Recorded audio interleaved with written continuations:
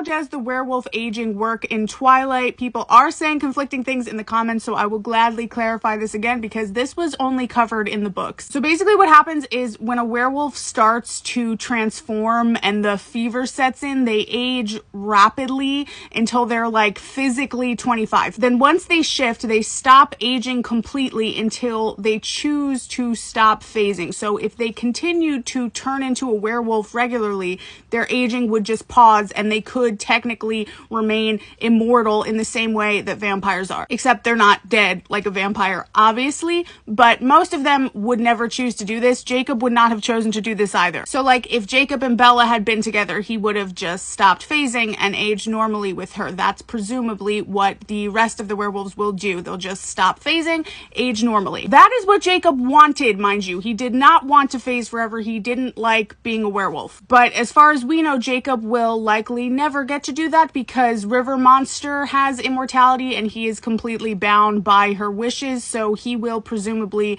phase forever for Rattlesnake. It technically has nothing to do with imprinting. Like the imprint itself doesn't affect their aging at all, but obviously, like in this case, because they're bound by their wishes, it affects their choices. They don't have any.